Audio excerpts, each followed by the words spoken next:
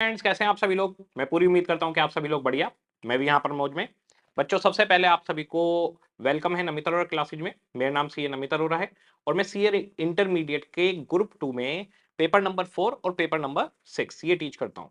तो आज हम लोगों का कोर्स स्टार्ट होने वाला है, तो यहाँ पर हम लोग बातचीत करेंगे कि हम पढ़ने कैसे वाले हैं और थोड़ा बहुत कोस्टिंग का आइडिया भी आपको दूंगा। वैसे कोई आज पढ़ाई वढ़ाई नहीं होनी, बहुत छोटा सा एक इंट्रोडक्शन लेक्चर है कि पढ़ाई चलेगी किस तरीके से। तो हमारे पास अगर हम बात करते हैं सिलेबस की, तो 2 ग्रुप हैं, फर्स्ट ग्रुप और सेकंड ग्रुप, दोनों में 3-3 पेपर हैं। इसमें पेपर नंबर 4 और 6 हम पढ़ाते हैं और पेपर नंबर 4 की क्लासेज का ये इंट्रोडक्शन है। तो हमारे पास पेपर नंबर 4 है cost and management accounting. 100% numerical paper है और बहुत अच्छा स्कोर कर सकते हैं। इसमें हम लोग जो पढ़ेंगे इस तरह से पढ़ेंगे कि हमारे भैया 80-90 नंबर आराम से आ जाएं और हमारे ग्रुप को पूरी तरीके से सपोर्ट करने वाला पेपर बनेगा। बहुत बढ़िया स्कोरिंग पेपर है, बहुत आसान है। इसके अंदर अगर आपको कंसेप्ट क्लियर है तो एकदम मलाई मक्खन आपके नंबर इसमें आ जाते हैं। हमारा जो पढ़ने का तरीका रहेगा, पढ़ने के तरीके में देखो जी, हमारे पास क्या चीज होती है, एक आपको स्टडी मटेरियल मिलता है क्लासेज की तरफ से और एक लेक्चर मिलते हैं। यही हमारा पूरा इसी के ऊपर सारा के सारा हमारा कोर्स बैठा हुआ है, बना हुआ है। तो अगर हम स्टडी पैटर्न और बुक्स की बात करें, इन्हें हम समझ लेते हैं आखिर हमारे पास बुक्स क्या हैं, किस तरह से हम पढ़ेंगे। तो जो हमारे पास प्रैक्टिकल बुक है, उस बुक को मैंने सेक्शन वाइज बांटा हुआ है। Book question, past year question, suggested revision और फिर केस सिनेरियो जो है वो कवर हो जाते हैं इसके अंदर आपके। तो हमारे पास बेसिकली आईसीएआई के पास जो सोर्सेज हैं वो है आईसीएआई के पास पहला सोर्स स्टडी मॉड्यूल जो आपको मिलता है। मोटी मोटी बुक्स भेज देते हैं आपके घर पे, उन्हीं को देख देख के बच्चे फोटो खींच के डालते रहते हैं कि देखो हमारे पास कितनी पढ़ाई चल रही है। ये मेन सोर्स है इनका। तो आईसीआई एक तो क्वेश्चन पूछता है, यहां से मेन सोर्स ये इनका पढ़ाने का। इसके अलावा एग्जाम से पहले हर अटेम्प्ट के लिए रिलीज की जाती है आरटीपी, रिवीजन टेस्ट पेपर, या आईसीआई रिलीज करता है। इसके अलावा हर अटेम्प्ट से पहले रिलीज किए जाते हैं एमटीपी, मॉक टेस्ट पेपर। तो revision test paper, mock test paper और आईसीआई का स्टडी मॉड्यूल, ये मेन सोर्स है। इसके बाद में एक सोर्स है पीवाईक्यू, यानी पास्ट ईयर क्वेश्चन, जो आईसीआई ने प्रीवियस अटेम्प्ट्स में क्वेश्चन पूछे होते हैं। तो ये 4 टोटल सोर्स हैं जहां से आईसीआई क्वेश्चन पेपर आपका सेट करता है। तो इसके ये जो 3 सोर्स हैं पहले, इनको मैंने नाम दिया है बीक्यू, बुक क्वेश्चन। और इसके बाद में पीवाईक्यू सेक्शन का नाम है पीवाईक्यू। ये 2 सेक्शन मैंने इस तरह से बांटे हैं। मैं आपको बुक दिखाता हूं कैसे दिखेगी। सबसे पहले हमारे पास अगर हम जाते हैं इंडेक्स में, तो इंडेक्स के अंदर हमारे पास टोटल 14 चैप्टर्स में ये हमारा कोर्स बटा हुआ है। तो आपके पास यहां तक कोर्स है, ये 14 चैप्टर तक। तो आपके पास पहला चैप्टर मटेरियल कोर्स से चलेगा और इससे लेकर टोटल 14 चैप्टर्स में हमने कोर्स को डिवाइड किया हुआ है।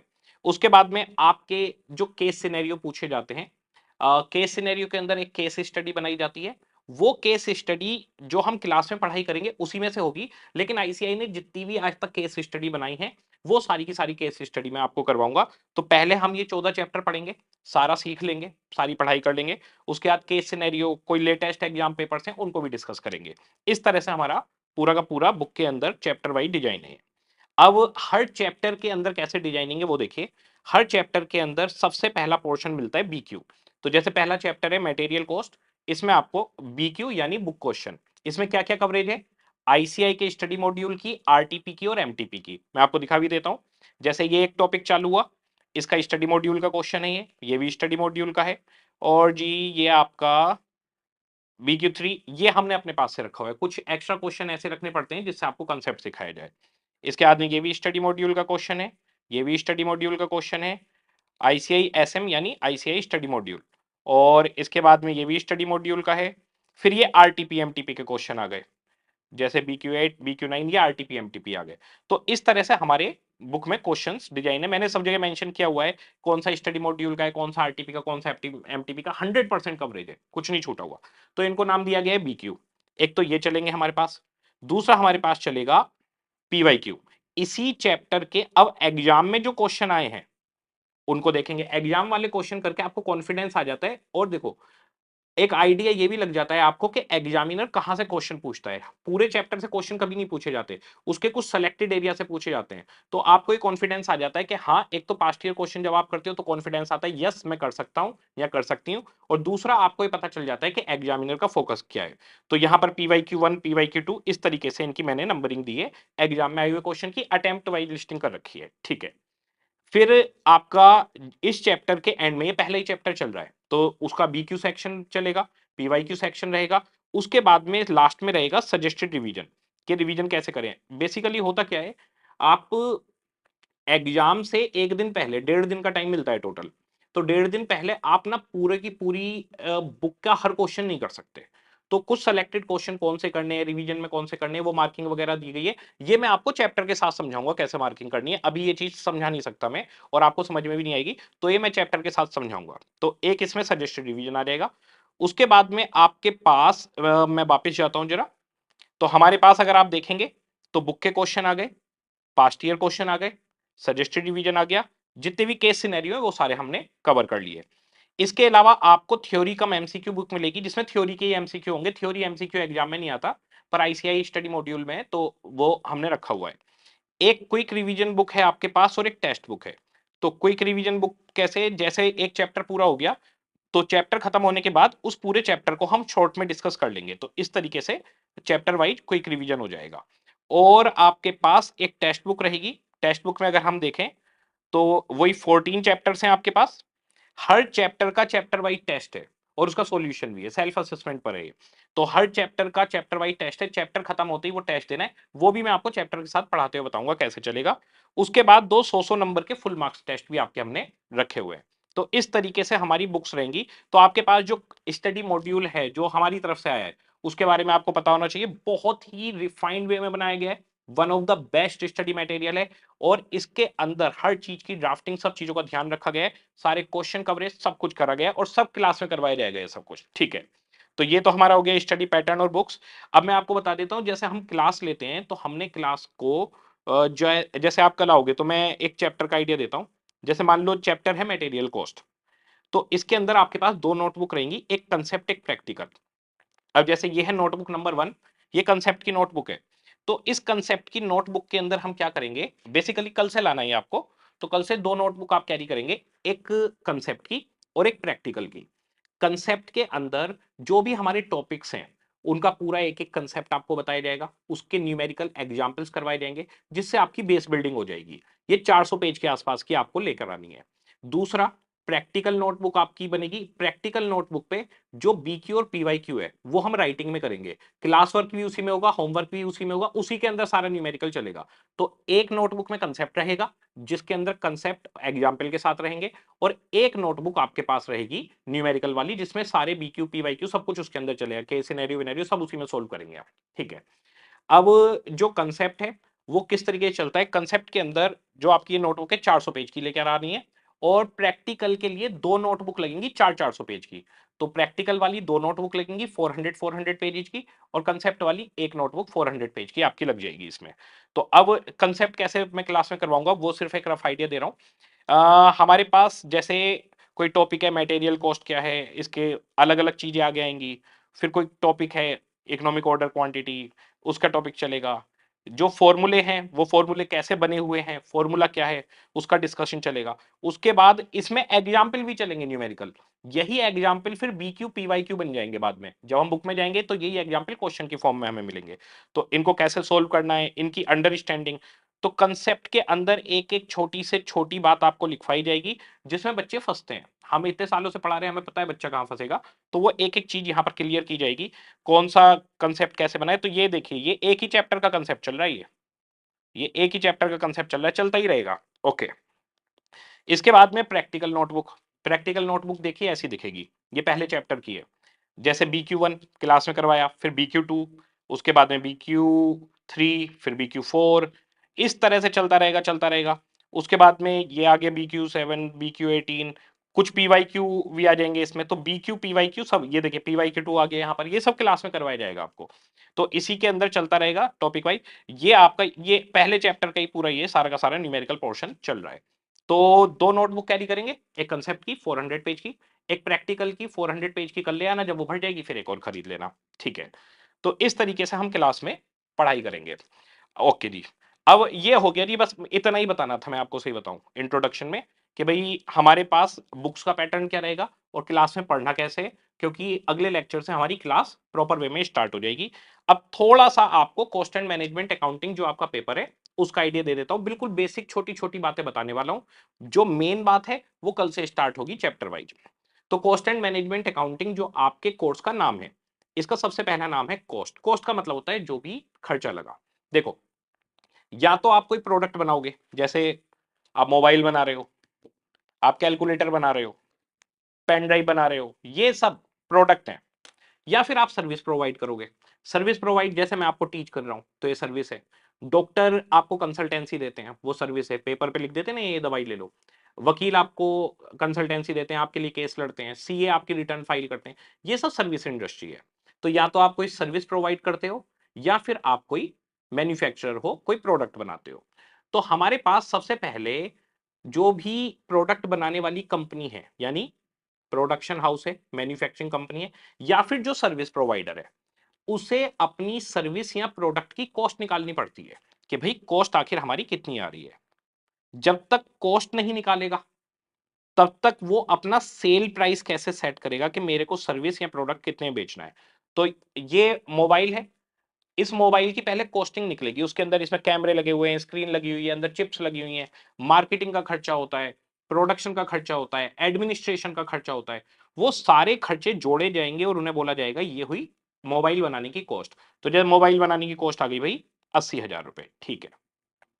कंपनी को लगता है 25% मार्जिन कॉस्ट पे ठीक रहेगा, 20,000 का प्रॉफिट जोड़ लिया उसने, और सेल प्राइस इसका बाजार में रख दिया 1 लाख रुपए। तो हमें कॉस्टिंग निकालनी पड़ती है जिससे हम सेल प्राइस को तय कर पाए। दूसरा, हमें पता ही नहीं चलेगा हमारा प्रॉफिट कितना हो रहा है जब तक आप प्रोडक्ट की या सर्विस की कॉस्ट नहीं निकालोगे। तो वो कॉस्टिंग कैसे निकलेगी वो हम देखेंगे। सिंपल सा तरीका है, कोई भी आप आर्टिकल बना रहे हैं, कोई भी प्रोडक्ट बना रहे हैं या कोई एक्टिविटी है, उसके ऊपर जितना भी अमाउंट खर्च हुआ है उसे हम कॉस्ट बोलते हैं। तो एक प्रोडक्ट को बनाने बेचने में जो भी खर्चे हुए वो कॉस्ट है। एक सर्विस को एग्जीक्यूट करने में जो भी खर्चे हुए वो उस सर्विस को प्रोवाइड करने की कॉस्ट बन जाएगी। तो कॉस्ट बिल्कुल सिंपल है, लगने वाला टोटल खर्चा। जैसे अगर मैं आपसे बात करूं कि भाई आपकी सीए के अंदर कॉस्टिंग कितनी लग रही है, मान लो हमारी ही सब्जेक्ट की, तो आपने जो हमारी क्लासेज परचेज की वो पैसे दिए हैं। आप जिस लैपटॉप मोबाइल पे क्लासेज देखते हो, टैबलेट पे वगैरह पे, उसका डेप्रिसिएशन भी तो लग रहा है। जिस रूम में आप बैठ के पढ़ाई कर रहे हो उस रूम में पंखा चल रहा है। तो ये सारे खर्चे जोड़े जाएंगे। तो दिखने में सिर्फ क्लास खरीदना कॉस्ट नहीं है। मैंने अभी आपको बताया नोटबुक लेके आनी है, भाई वो नोटबुक भी तो खरीदने के पैसे लगेंगे। उस पर जिस पेन से लिखोगे उसका भी तो खर्चा होगा। एक स्केल लेके आओगे उसका भी खर्चा होगा। एक कैलकुलेटर लेके बैठोगे वो भी डेप्रिशिएट होगा। तो ये सारे खर्चे जोड़ने हैं हमें, और ये बहुत आसान है, मैं आपको बता दूं ये बहुत ही सिंपल है। तो बहुत आसान करके पढ़ने वाले हैं। कॉस्टिंग का मतलब है कि भैया लगने वाला सारा खर्चा। बस इसमें और अकाउंट में एक डिफरेंस है। यहां पर जो खर्चा एक्चुअल में लगता है वो भी लिया जाता है, और एक नोशनल खर्चा लिया जाता है। नोशनल का मतलब है जो एक्चुअल में खर्च नहीं हुआ। लाइक जिस स्टूडियो से मैं रिकॉर्डिंग कर रहा हूं, ये एक स्टूडियो रूम है, और ये मेरा अपना खरीदा हुआ है खुद का, मेरी अपनी प्रॉपर्टी है ये, ठीक है। इसका मतलब मेरी अपनी प्रॉपर्टी है तो मैं इसका कोई रेंट तो नहीं दूंगा। लेकिन अगर यही स्टूडियो मैं किसी को किराए पे दे दूं तो 30,000 रुपए महीना मेरे को मिल सकते हैं। तो यहां पर हो गया कि एक्चुअल में तो मैंने कोई खर्चा नहीं किया स्टूडियो का, क्योंकि मेरा कोई रेंट नहीं जा रहा। लेकिन अगर मैं इसको किसी और को किराए पे दूं तो मुझे 30,000 रुपए मिल सकते हैं। तो ये जो 30,000 रुपए मिल सकते हैं इसको नोशनल बोला जाता है। तो एक तरीके से आप इसको अभी के लिए अपॉर्चुनिटी कॉस्ट समझ सकते हैं। तो जब मैं आपकी क्लासेज की कॉस्ट निकालूंगा कि कॉस्टिंग की एक क्लास कितने की बैठ रही है, उसमें सारे खर्चे जोड़ने के बाद में मैं मंथली रेंटल 30,000 रुपए और जोड़ूंगा। और वो रेंट एक्चुअल रेंट नहीं होगा, वो रेंट होगा नोशनल रेंट। नोशनल यानी सच में नहीं है लेकिन चार्ज कर रहे हैं, तो नोशनल रेंट भी जोड़ा जाएगा। तो कॉस्टिंग के अंदर उन खर्चों को भी जोड़ा जाता है जो नोशनल होते हैं, यानी एक्चुअल में नहीं हुए। जबकि अकाउंट के अंदर ऐसा नहीं होता। अकाउंटिंग कहती है कि ट्रांजैक्शन होने के बाद, जब इवेंट होगा और उसमें ट्रांजैक्शन होगी तभी अकाउंटिंग चालू होगी। अगर ट्रांजैक्शन नहीं है तो अकाउंटिंग चालू नहीं होगी। तो यहां पर मैंने तो रेंट दिया ही नहीं, तो नोशनल रेंट अपॉर्चुनिटी कॉस्ट है, वो कॉस्टिंग में कंसीडर की जाएगी। तो अब आपकी, मैंने अभी बोला था कि क्लास की कॉस्ट निकालो, तो क्लास की कॉस्ट में आपके पास में जो आपने क्लास खरीदी है वो भी कॉस्ट है, जो आपके डेप्रिसिएशन लग रहे हैं इक्विपमेंट्स के वो भी कॉस्ट है, जो आप जिस रूम में बैठे हुए हो उसका जो रेंटल है वो भी कॉस्ट में जोड़ा जाएगा, चाहे वो आपके पापा की खुद की प्रॉपर्टी हो तब भी नोशनल रेंट जोड़ा जाएगा कि अगर यही रूम हम किसी को किराए पे देते तो हमें इतना किराया मिल जाता।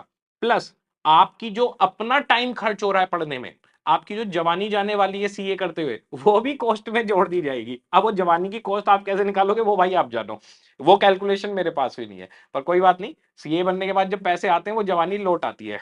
ठीक है, तो हमारे पास कॉस्टिंग के अंदर जो भी खर्चा होगा किसी प्रोडक्ट को बनाने में या सर्विस प्रोवाइड करने में, वो एक्चुअल हो या नॉमिनल हो, उसे हम कॉस्ट बोल देते हैं। ठीक है, अब दूसरा शब्द है मैनेजमेंट अकाउंटिंग।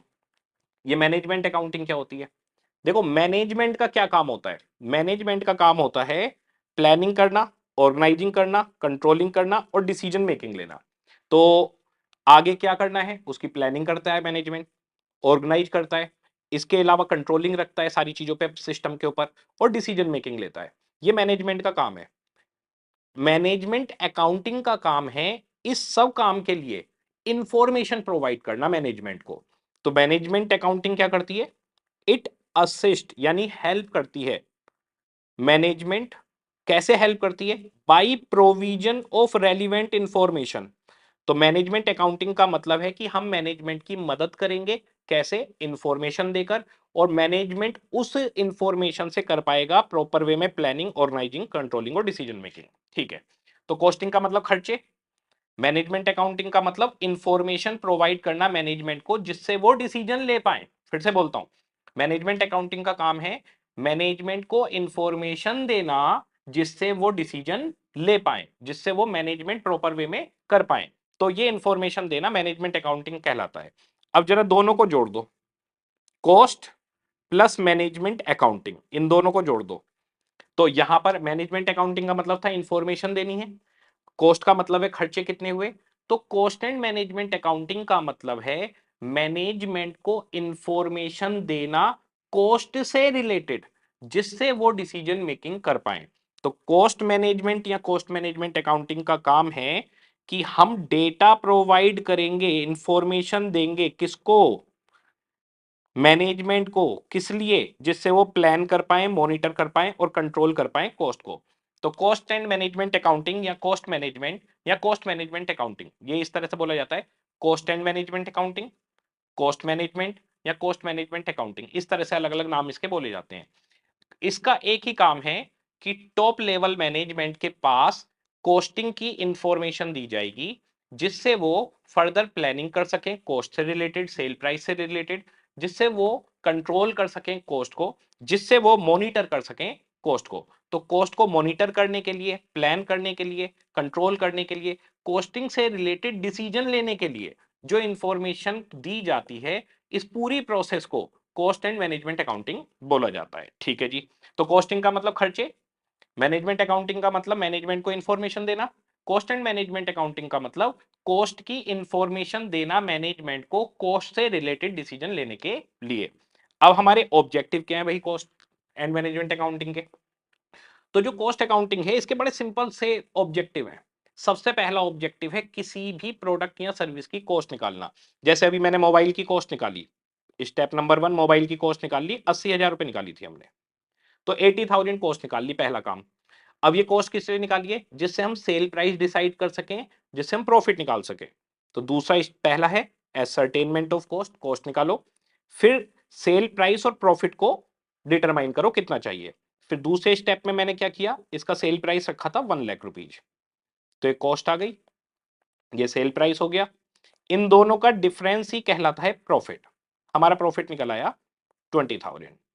तो पहला हमारा ऑब्जेक्टिव रहेगा कॉस्ट निकालना, दूसरा ऑब्जेक्टिव रहेगा सेल प्राइस और प्रॉफिट निकालना। इसके बाद में अगला ऑब्जेक्टिव है कॉस्ट को कंट्रोल करना। अब जैसे मान लो आपका डेली का खर्चा 1,000 रुपए है, फॉर एन एग्जाम्पल। अब आपका डेली का खर्चा 1,000 रुपए है, तो मैनेजमेंट को यह सेट करना पड़ता है कि मेरा खर्चा इससे ज्यादा ना हो। अब मान लीजिए एक कंपनी है, उसका सालाना खर्चा 100 करोड़ रुपए है, तो उसका ये टारगेट रहेगा कि मेरी कॉस्ट कंट्रोल रहे, 100 करोड़ के बियॉन्ड ना जाए। इसे कहते हैं कॉस्ट को कंट्रोल करना, बढ़नी नहीं चाहिए। अगला स्टेप आता है कॉस्ट रिडक्शन। अगली सोच ये होती है कि इसको क्या हम किसी तरीके से कम कर सकते हैं। जैसे आपका डेली का खर्चा 1000 है, तो आप ये सोचोगे क्या मैं इसे किसी तरीके से कम कर सकता हूं। मान लो आपके आने जाने पे डेली के 500 रुपए लग रहे हैं, तो आप ये सोच सकते हो मैं अपने कन्वेंस से जाऊं तो मेरी कॉस्ट कम हो जाएगी। या आपके अपने कन्वेंस से 500 रुपए लग रहे हैं, तो आप ये सोच सकते हो कि पब्लिक ट्रांसपोर्ट से जाऊं तो 500 रुपए से कम लगेंगे मेरे। तो आपका डेली का खर्चा 1000 है, उसे कंट्रोल करना, उस खर्चे को कम कैसे कर सकते हैं ये दिमाग लगाना। तो कंपनियां पूरे टाइम यही तो दिमाग लगाती रहती हैं कि हम अपनी कॉस्ट को रिड्यूस कैसे कर सकते हैं और कॉस्ट को कंट्रोल रखना है। और लास्ट ऑब्जेक्टिव, मैनेजमेंट को हेल्प करना डिसीजन मेकिंग में। तो कॉस्ट अकाउंटिंग के जो हमारे ऑब्जेक्टिव है, बड़ा सिंपल, कॉस्ट निकालो, सेल प्राइस और प्रॉफिट निकालो, कॉस्ट को कंट्रोल करो, रिडक्शन करने की कोशिश करो और मैनेजमेंट को डिसीजन मेकिंग में हेल्प करो। ये हमारे बेसिक ऑब्जेक्टिव रहेंगे। इसके बाद में अगर हम कॉस्ट की बात करें, तो कॉस्ट को एलिमेंट वाइज 3 पार्ट में तोड़ा गया है। इसका बहुत डिटेल डिस्कशन हम अगले चैप्टर से करने भी वाले हैं, पर मैं यहां पर आपको एक बेसिक आइडिया दे रहा हूं कि कॉस्ट निकालते हुए हम 3 टुकड़ों में तोड़ देते हैं सारी कॉस्ट को। सबसे पहला टुकड़ा है, सबसे पहला एलिमेंट है मटेरियल कॉस्ट। मटेरियल का मतलब है जो भी कोई भी कॉमोडिटी इस्तेमाल हुआ है प्रोडक्शन करने में या सर्विस प्रोवाइड करने में। तो मैं प्रोडक्शन से समझाता हूं, वो ज्यादा आसान रहेगा आपके लिए। तो प्रोडक्शन करने में जो भी कॉमोडिटी लगाए उसे हम बोलेंगे मटेरियल कॉस्ट। जैसे कि ये कैलकुलेटर बनाना है, इस कैलकुलेटर को बनाने में ये बटन लग रहे हैं, इनके ऊपर इंक लग रही है, ये स्क्रीन है कांच की, ये प्लास्टिक का कवर है, ये सब मटेरियल है, इसको हम कॉमोडिटी बोलते हैं। यानी कोई भी कॉमोडिटी अगर प्रोडक्शन में लग रहा है, तो किसी प्रोडक्ट की कॉस्ट निकालते हुए हम उस कॉमोडिटी को मटेरियल कॉस्ट बोलेंगे, ठीक है। इसके बाद दूसरा आता है एम्प्लॉय कॉस्ट। एम्प्लॉय कॉस्ट है आपके यहाँ पे स्टाफ तो होगा ही होगा, किसी भी कंपनी के अंदर, किसी भी फैक्ट्री के अंदर जो स्टाफ होता है, वो मैनेजर हो या वो लोअर लेवल पर हो, मीडियम लेवल पर हो। लोअर लेवल पर जो होते हैं वो खुद अपने हाथों से काम करते हैं, जो उनके ऊपर होते हैं वो सुपरवाइजर वगैरह होते हैं, वो उनको इंस्ट्रक्ट करते हैं, वो खुद काम नहीं करते, इंस्ट्रक्शन का काम करते हैं, देखते रहते हैं कोई गड़बड़ी तो नहीं कर रहा, ओए रामू उठ जा, सो क्यों रहा है, काम कर। इनका काम सुपरवाइजर्स का ही होता है। इनके ऊपर फिर टीम लीडर, मैनेजर्स, इस तरह से अलग अलग आईआर की अलग अलग फैक्ट्री में नाम बन जाती है। ये सारा स्टाफ जितना भी है ये एम्प्लॉय कॉस्ट के अंदर आता है। इवन कंपनी के डायरेक्टर भी एम्प्लॉय होते हैं, वो भी सैलरी उठाते हैं ना, रेम्युनरेशन उठाते हैं, वो भी एम्प्लॉयज के अंदर आते हैं। इसके बाद में जो भी बचेगा वो अदर एक्सपेंस में चला जाएगा। जैसे कि फैक्ट्री का रेंट है, फैक्ट्री का रेंट तो कोई कॉमोडिटी नहीं है। कॉमोडिटी का मतलब या तो सॉलिड फॉर्म में हो, या फिर लिक्विड फॉर्म में हो, या गैस की फॉर्म में हो, ये कॉमोडिटी कहलाते हैं। तो इसमें प्लास्टिक लग रही है, पेच लग रहे हैं, स्क्रीन लग रही है, ये सब कॉमोडिटी है और सॉलिड फॉर्म में है। अगर मान लो मैं कोई गैस यूज करता हूं किसी प्रोडक्ट को बनाने में, जैसे कि दवाइयां बनती हैं, केमिकल्स यूज होते हैं उसमें, तो गैस की और लिक्विड की फॉर्म में भी मटेरियल हो सकता है। तो मटेरियल गैस की फॉर्म में हो सकता है, लिक्विड की फॉर्म में हो सकता है, सॉलिड की फॉर्म में हो सकता है। ये सब कहलाता है मटेरियल, इसे हम कॉमोडिटी बोलते हैं। फिर एम्प्लॉय आ जाते हैं, जो भी हमारा स्टाफ है वो सब एम्प्लॉय हो गए। और तीसरा आ जाता है अदर एक्सपेंस। अदर एक्सपेंस के अंदर बाकी सारे खर्चे आ जाते हैं, जैसे रेंट है, रेंट ना तो सॉलिड है, ना गैस है, ना लिक्विड है, ना ही वो एम्प्लॉय है। तो रेंट क्या हो गया, रेंट तो एसेट को यूज करने के लिए दिया जाने वाला एक पेमेंट है। भाई आप हमारी एसेट को यूज कर रहे हो, उसके लिए रेंट दे दो, तो ये अदर एक्सपेंस में जाएगा। एसेट्स का डेप्रीशिएशन है, पावर की लाइट है, ये सब अदर एक्सपेंस में चले जाएंगे। तो हमारे पास 3 टुकड़ों में हम बांटेंगे। डिटेल डिस्कशन बाद में करूंगा, अभी सिर्फ एक बेसिक आइडिया दे रहा हूं। तो डिटेल डिस्कशन करेंगे नेक्स्ट लेक्चर से, अभी आइडिया दे रहा हूं कि कोस्टिंग में ऐसे तोड़ेंगे। तो 3 टुकड़ों में हम तोड़ देंगे, यही हमारे चैप्टर बनने वाले हैं। पहला चैप्टर हमारा बनेगा मटेरियल कॉस्ट, इसमें पूरी मटेरियल की बात होगी। दूसरा चैप्टर बनेगा हमारा एम्प्लॉय कॉस्ट। फिर तीसरा चैप्टर हमारा बनेगा ओवरहेड, ओवरहेड पे भी आऊंगा मैं। और फोर्थ चैप्टर हमारा बनेगा कोस्ट शीट। ये पहले 4 चैप्टर आ गए तो समझो कोस्टिंग खत्म हो गई। तो ये पहले 4 चैप्टर मोस्ट इंपॉर्टेंट है, बहुत ही आसान है। उसके बाद पूरी कोस्टिंग पानी की तरह से बहेगी। टोटल कितने चैप्टर है, 14। 14 में से ये 4 चैप्टर अच्छे से कर लिए तो बाकी के 10 चैप्टर पानी की तरह बह जाएंगे। तो पहले 4 चैप्टर में मैं पूरी जी जान लगा दूंगा, उसके बाद आधी कोस्टिंग तो आपको आ जाएगी। आप कहोगे सर हम भी क्लासेस चालू कर रहे हैं, हम भी पढ़ाएंगे, मजा आ गया कोस्टिंग के अंदर। तो हमारे पास जो कॉस्टिंग के एलिमेंट है, मटेरियल, एम्प्लॉय और अदर एक्सपेंस। अब इनको डायरेक्ट और इनडायरेक्ट में क्लासिफाइड किया जाता है। डायरेक्ट और इनडायरेक्ट का बिल्कुल बेसिक सा मतलब बताता हूं, नेक्स्ट लेक्चर के अंदर फुल डिटेल में बताऊंगा। डायरेक्ट और इनडायरेक्ट का सीधा सा मतलब है कि जो भी आप प्रोडक्ट बना रहे हो उससे डायरेक्ट रिलेशन है या नहीं है। अब जैसे हम ये कैलकुलेटर बना रहे हैं, ठीक है, मैं वर्कर हूं, मैं इस कैलकुलेटर को बना रहा हूं, तो क्या मैं एम्प्लॉय कॉस्ट, मैं वर्कर हूं, मैं एम्प्लॉय कॉस्ट के अंदर कवर होता हूं, क्या मैं डायरेक्टली इस कैलकुलेटर से लिंक हूं? यस, मैंने तो बनाया है, तो मेरी सैलरी इस पे सीधी चार्ज की जा सकती है। मान लो मैं एक पीस रेट से हम चल रहे हैं और एक कैलकुलेटर बनाने के एक वर्कर को 10 रुपए मिलते हैं, तो इस कैलकुलेटर में 10 रुपए लेबर कॉस्ट के डायरेक्टली जोड़े जा सकते हैं, डायरेक्ट यानी सीधा कनेक्शन। अच्छा, और मटेरियल के अंदर क्या ये जो शीशा खरीदा है आपने, इसमें स्क्रीन खरीदी है, यहां पर ये सोलर पैनल लगा हुआ है, ये खरीदा है आपने, ये बटन खरीदे हैं, प्लास्टिक खरीदा है, इसके अंदर सेल लगा हुआ है, बैटरी लगी हुई, वो खरीदी है, क्या वो इस कैलकुलेटर से सीधे लिंक है? यस, बिल्कुल लिंक है। अब ये हमारे पास मोबाइल है, जो मोबाइल की स्क्रीन है, मोबाइल के कैमरे हैं, क्या इस मोबाइल से सीधे लिंक हो पा रहे हैं? यस, इससे हो पा रहे हैं।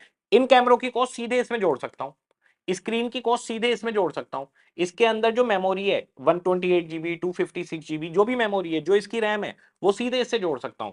तो अगर प्रोडक्ट से सीधे लिंक है तो उसको हम डायरेक्ट कह देते हैं, और सीधा लिंक नहीं है तो इनडायरेक्ट कह देते हैं। तो ये तीन एलिमेंट हमारे पास रहेंगे, मटेरियल कॉस्ट, एम्प्लॉय कॉस्ट और अदर एक्सपेंस। उनको फर्दर क्लासिफाई कर दिया जाता है कि डायरेक्ट रिलेशन है या नहीं है। तो direct material cost, direct employ cost, direct expense, और indirect material cost, indirect employ cost और इनडायरेक्ट एक्सपेंस। ये जितने भी डायरेक्ट हैं इनको नाम दिया जाता है, डायरेक्ट वालों को प्राइम कॉस्ट या डायरेक्ट कॉस्ट, तो इसको प्राइम कॉस्ट बोलते हैं। तो ये जितने भी हैं ये पीसी बन जाएंगे, पीसी यानी प्राइम कॉस्ट बन जाएगी ये। और ये जितने इनडायरेक्ट हैं, इन सारे इनडायरेक्ट को बोला जाता है ओवरहेड्स, ओएच यानी ओवरहेड्स। तो सारे इनडायरेक्ट जुड़कर ओवरहेड बन जाएंगे और सारे डायरेक्ट जुड़कर प्राइम कॉस्ट बन जाएंगे। ये ही 4 चैप्टर में हम करने वाले हैं, तो शुरू के 4 चैप्टर में यही चलेगा हमारे, सिर्फ इतना ही। इसलिए जरा सा बेसिक आइडिया दे रहा हूं, बिल्कुल इन डेप्थ अभी पढ़ाई कल से चालू करेंगे। तो अगर मैं बात करूं अभी तक हमने जो देखा, अभी तक का जो देखा, आ जाओ जरा, जो आज हमारा डिस्कशन हुआ है, दैट्स इट, इतना ही डिस्कशन है हमारा आज का। तो कॉस्ट एंड मैनेजमेंट अकाउंटिंग की पढ़ाई कैसे करेंगे? एक कंसेप्ट का रजिस्टर लेके आएंगे और एक प्रैक्टिकल का। कंसेप्ट के रजिस्टर में कंसेप्ट चलेगा, एग्जाम्पल भी चलेंगे। प्रैक्टिकल के रजिस्टर में बीक्यू चलेंगे, बीक्यू यानी स्टडी मैट के क्वेश्चन, आरटीपी के क्वेश्चन, एमटीपी के क्वेश्चन और कुछ इंपॉर्टेंट क्वेश्चन जो मेरे को आपकी बेस बिल्डिंग के लिए बनाने हैं। पीवाईक्यू चलेंगे, पीवाईक्यू यानी पास्ट ईयर क्वेश्चन चलेंगे।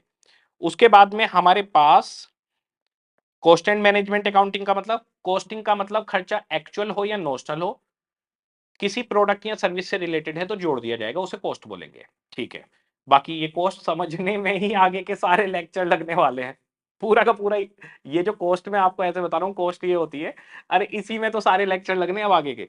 तो खैर, लेकिन बात यही है कि भैया सारे के सारे खर्चे जोड़ लो, एक्चुअल हो या नोशनल, वो कॉस्टिंग हो गई।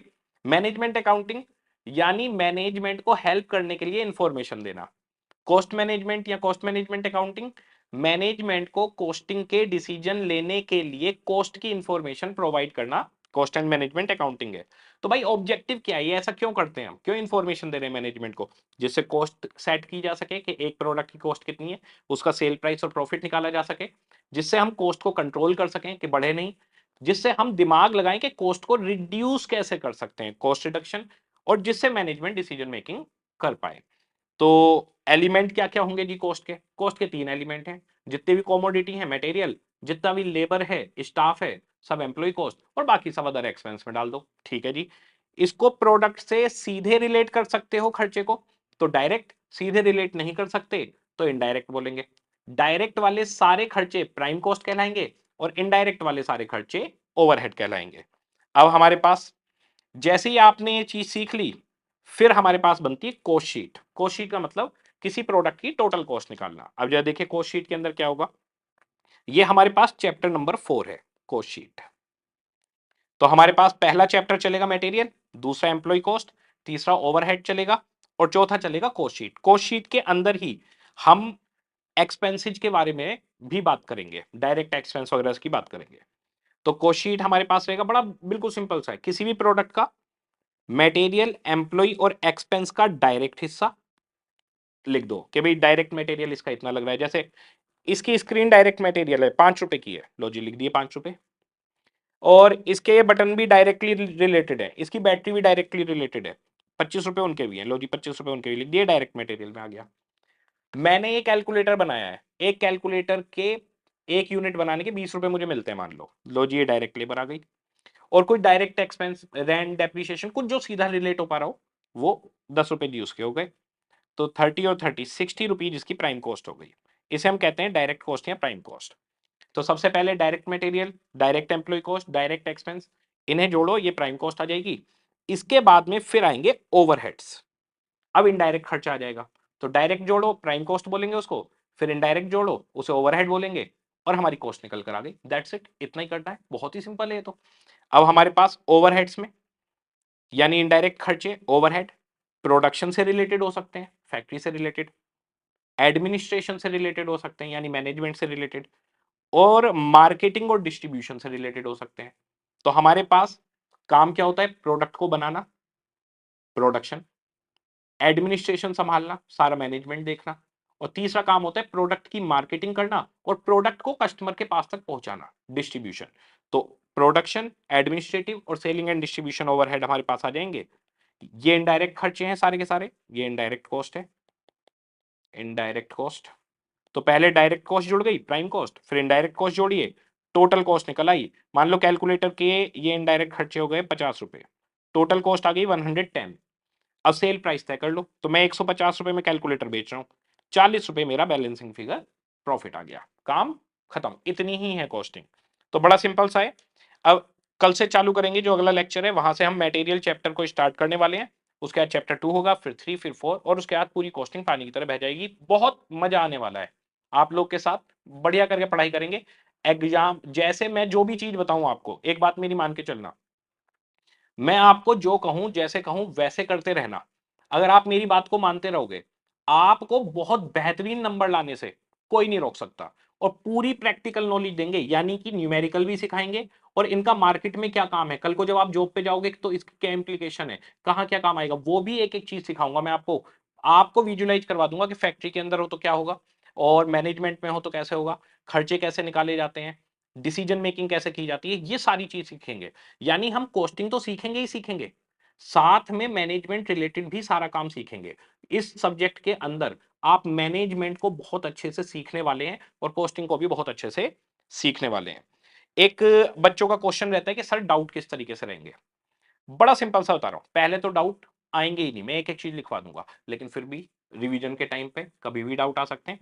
हमेशा आपके साथ कनेक्टेड रहेंगे, एग्जाम तक टाइम तक कनेक्टेड ही रहेंगे। तो डाउट पूछने का क्या तरीका है वो मैं आपको बताता हूं। वैसे जो फर्स्ट चैप्टर है उसमें बताऊंगा। जैसे कि मान लो आपको इसमें ये BQ4 है, इसमें डाउट है, तो आप क्या करेंगे, व्हाट्सएप नंबर मेरा सेव कर लो ये डाउट के लिए, और कॉल मत करना, मैं कॉल उठाता नहीं हूं, मैं क्लासेज में रहता हूं। 9891314730, यही नंबर है, मेरा पर्सनल नंबर है, मेरे पास और कोई नंबर नहीं है। मैं पूरे दिन कॉल्स, मैं फोन यूज नहीं करता बेसिकली, आपको बताऊं, सिर्फ डाउट लेने के लिए ही फोन व्हाट्सएप उठाता हूं, इसके अलावा फोन यूज नहीं करता। बाकी कोई भी कॉल वगैरह होती है तो घर वालों के पास ही आ जाती है, वहां पे बात हो जाती है। तो ये मेरा पर्सनल नंबर है, इस पर आप डाउट भेजेंगे। डाउट कैसे भेजेंगे वो बताता हूं, व्हाट्सएप नंबर, ओके। आपको करना क्या है, नंबर सेव कर लो, ये बहुत इंपॉर्टेंट है, ये आपके सीए बनने तक काम आएगा, सीए के बाद भी काम आएगा, और यही नंबर रहेगा मेरा, कभी चेंज नहीं करूंगा। तो शुरू से यही नंबर है, आज मतलब मेरा जो पहला मोबाइल नंबर था वो यही था, आज तक यही है और आगे भी यही रहेगा। डाउट कैसे पूछेंगे, देखिए आपको सिंपली करना क्या है, आपने लिया BQ4 है, इसकी आपने खींची फोटो, ये मैंने फोटो खींच ली, ठीक है, ये मैंने फोटो भेज दी। आप देखेंगे मैंने व्हाट्सएप पे फोटो खींचकर भेज दी है, ठीक है। इसके बाद में आप क्या करेंगे, टाइपिंग वाइपिंग, आपको टाइप करके भेजना है, डाउट टाइप करके भेज दो, मैं वॉइस मैसेज में ही रिप्लाई करता हूं, मेरे को वॉइस मैसेज कंफर्टेबल लगते हैं। आपने डाउट पूछ लिया कि सर BQ4 में ये जो EOQ निकालना है, इसमें मेरे को ना एनुअल रिक्वायरमेंट समझ में नहीं आ रही, ठीक है बच्चे, एनुअल रिक्वायरमेंट जो एनुअल डिमांड दी गई है ना क्वेश्चन के अंदर, वही एनुअल रिक्वायरमेंट है 2000 बैग। बस मैंने जवाब दे दिया, आपने क्वेश्चन पूछा मैंने जवाब दे दिया, बड़ा ही सिंपल। तो हमारे पास ये व्हाट्सएप नंबर सेव कर लीजिए, क्वेश्चन की फोटो खींचो, डाउट पूछो। बाकी डाउट पूछना कैसे है उसका मैं तरीका आपको बता देता हूं। पूरी कोशिश क्या करिएगा, पहले एक पूरा चैप्टर खत्म करना, जैसे मटेरियल कॉस्ट है, वो पूरा चैप्टर पहले पढ़ लेना। आपका जो रजिस्टर है, जो भी नोटबुक है, उसमें पीछे डाउट लिखते रहना कि मेरे को ये डाउट आ रहा है, और फोटो खींच लेना पहले ही उसकी, वो डाउट लिखते रहना। आपके 99% डाउट चैप्टर खत्म होते तक पहले ही खत्म हो जाएंगे, और जो बचेंगे वो पूछ लेना। तो पूरा चैप्टर खत्म करके, क्योंकि चैप्टर का ना लिंक होता है, हो सकता है कोई एक बात आगे आने वाली हो, तो पूरा चैप्टर खत्म करके उसके बाद में पूछ लो, वो ज्यादा बेहतर रहता है। बाकी बीच में भी पूछोगे तो मैं तो बता ही दूंगा, मुझे तो कोई दिक्कत नहीं है, लेकिन आप पूरा चैप्टर खत्म करके पूछोगे तो ज्यादा बढ़िया होगा, क्योंकि आपको भी बहुत ज्यादा क्लैरिटी होगी। ये हमारा डाउट का सिस्टम रहेगा। तो भैया आप लोगों को मुझे लगता है सारी चीजें क्लियर हो चुकी हैं, कैसे कैसे चलेगा हमारे पास। तो स्टडी मॉड्यूल, पीवाईक्यू, ये वो सब कुछ सब कवर है, सारा का सारा क्लास में करवाएंगे। अब कल से पढ़ाई चालू करने वाले हैं, मेरे को ये सिर्फ एक रफ आइडिया देना था। अब कल से हम लोग पढ़ाई चालू करेंगे, मटेरियल चैप्टर स्टार्ट करेंगे। कल तो कंसेप्ट का रजिस्टर लेके आ जाना, क्योंकि कल मटेरियल का कंसेप्ट करवाऊंगा मैं पूरा। उससे अगले लेक्चर से फिर आपको 2 नोटबुक लेके आनी है, तो ये सब आप तैयारी करके रखिए। इसके अलावा एक जो मेरा पर्सनल एक्सपीरियंस है, जो मेरी बच्चों से बात होती है, एक तो मैं आपको जैसे बताऊं वैसे करते रहना, ठीक है। दूसरी चीज कंसिस्टेंसी मेंटेन करनी है। आप दिन का अपना एक टाइम फिक्स कर लो, जैसे पोस्टिंग के पेपर का आपने टाइम कर लिया कि सुबह 7 से 10 बजे तक मैं पढ़ाई करूंगा। हमारे जितने भी लेक्चर हैं वो 2.5 आवर के हैं, तो बच्चे स्पीड में भी देखते हैं उसको, तो 2 घंटे में खत्म कर लेते हैं कहीं। मैं ये कहूंगा कि आप नॉर्मल स्पीड में ही चलाना, आराम से क्लास के साथ में लिखने का टाइम मिलता है, आराम से लिखना, और नॉर्मल स्पीड में देखो। कंसिस्टेंटली डेली पढ़ाई करो, कोई छुट्टी मत करो। टाइम फिक्स कर लो कि 7 से 10 बजे मेरा टाइम कोस्टिंग का है, तो वो आप उस टाइम को फिक्स करो। दूसरा, मैं जो होमवर्क दूंगा वो आपको बिल्कुल करना है, ज्यादा होमवर्क नहीं दूंगा, बहुत थोड़ा होमवर्क देता हूं और सिमिलर क्वेश्चन। तो कंसिस्टेंसी मेंटेन करो आप, डेली अपना एक टाइम फिक्स कर लो कि भाई कोस्टिंग इतने बजे मेरे को पढ़ना है, डेली डिसिप्लिन वे में उसको पढ़ो। बहुत टाइमली, इजीली, बड़े मजे से पूरा हो जाएगा। उसके बाद में जैसे ही पहला चैप्टर खत्म होगा, मैंने बताया था ना सजेस्टेड रिवीजन बताऊंगा, तो वो रिवीजन कैसे करने में वो भी बताऊंगा आपको, टेस्ट वगैरह कैसे करने वो भी बताऊंगा। इसके अलावा एग्जाम टाइम पर हम लोग यूट्यूब पर एग्जाम से 1-2 महीने पहले ही रिवीजन करवा देते हैं, तो वो रिवीजन सेशंस ले लेना। टेलीग्राम चैनल पे कनेक्टेड हो जाना, टेलीग्राम चैनल है हमारा, सीए नमित अरोरा लिखोगे टेलीग्राम चैनल पे, या नमित अरोरा क्लासेज लिखोगे, दोनों नाम से मिल जाएगा, वो ज्वाइन कर लेना आप लोग। और यूट्यूब चैनल सब्सक्राइब कर लेना, वो भी सीए नमित अरोरा से मिल जाएगा आपको। ये काम आप लोग करके रख लेना। अब हम लोग कल से करेंगे पढ़ाई असली वाली चालू, और बहुत मजा आने वाला है। ओके जी, सभी को टाटा बाय बाय।